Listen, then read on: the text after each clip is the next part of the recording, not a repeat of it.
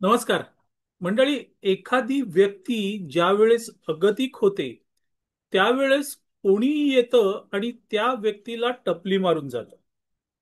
माझ्या या व्हिडिओचं शीर्षक हे मला त्यावरूनच सुचलं. आणि अशी ही अगतिकता सध्या महाराष्ट्रात कोणाकडे आली असेल तर ती आहे मराठी मीडियामध्ये.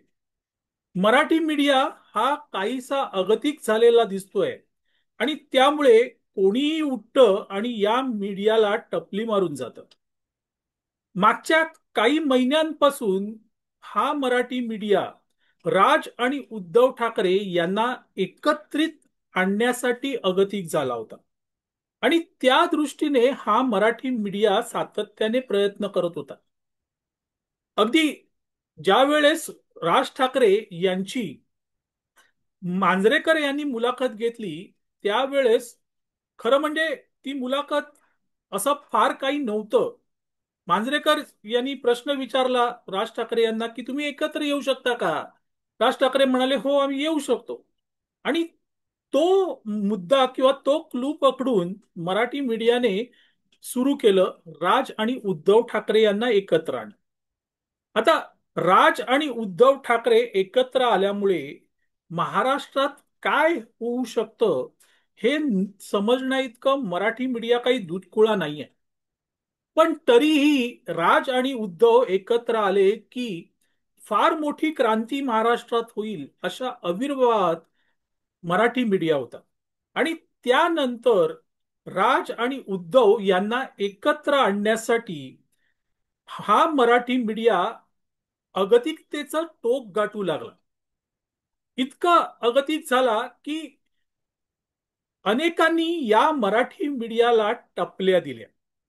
पण त्या टपल्या गपगुमान राहून मराठी मीडिया सहन करत होता.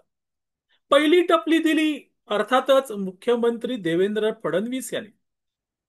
फडणवीस म्हणाले की राज आणि उद्धव एकत्र आणणे हे तुम्हालाच हवंय आणि तुम्हीच दिसताय त्यासाठी फार उतावीळ. असं थेट या मीडियाच्या तोंडावर देवेंद्र फडणवीस बोलले. मीडिया काहीही बोलला नाही कारण खरं होतं. काय चुकीचं होतं. आणि त्यामुळे मीडिया अगतिक होता आणि आजही अगतिक आहे. त्यानंतर वरळी डोम मध्ये ते दोन भाऊ एकत्र आले. अर्थात मराठी भाषेसाठी एकत्र आले. मराठीचा हिंदी सक्तीचा जी आर राज्य सरकारने रद्द केला. मोर्चा काढणार होते तो निघाला नाही. त्यांनी सभा घेतली तिथे विजयोत्सव साजरा केला. त्या ठिकाणी हे दोन भाऊ एकत्र आले. मीडिया हाऊसेस मध्ये दिवाळी साजरी झाली. ही अगतिकता होती मित्रा. आणि ती दिसत होती अगदी सर्वसामान्य जनतेपुढे होती.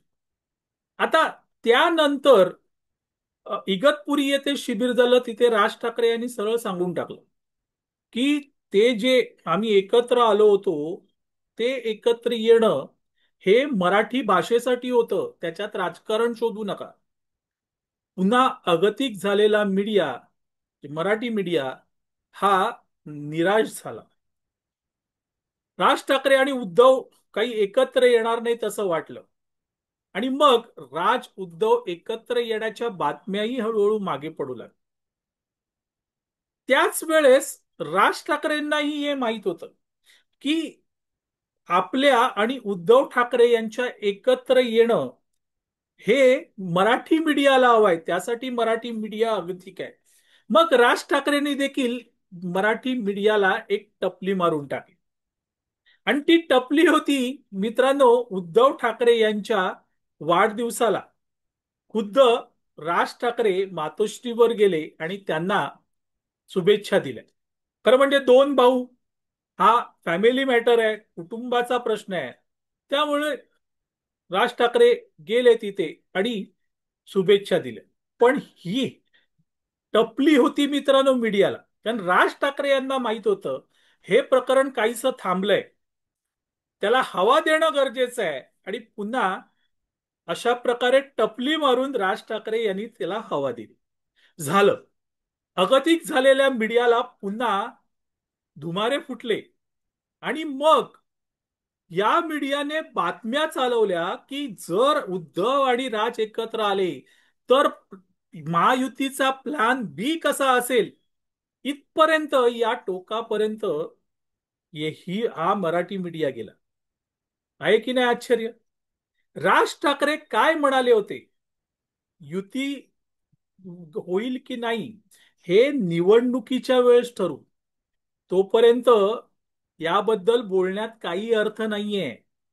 पण मराठी मीडिया अगदी काय मित्रांनो, आणि त्याला असं वाटतंय का जाऊ दे, निवडणूक फार लांब आहे, त्याच्या अगोदरच यांनी लोक एकत्र यावं, आणि म्हणून त्यांना खाद्य दिलं, म्हणजेच मराठी मीडियाला टपली दिली राज ठाकरे यांनी.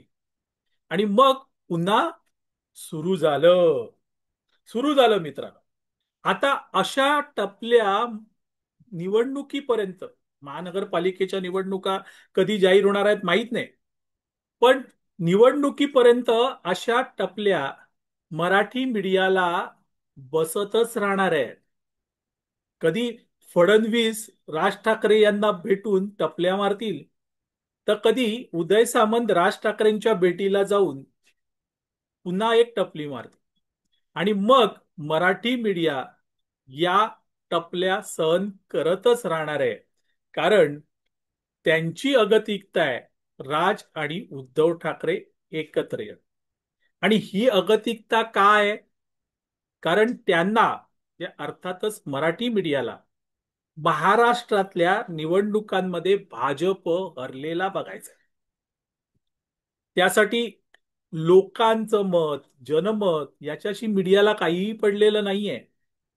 त्यांना तरीही भाजप हरलेला बघायचं, आणि त्यामुळे अशा टपल्या हा मराठी मीडिया सहनच करत राहणार.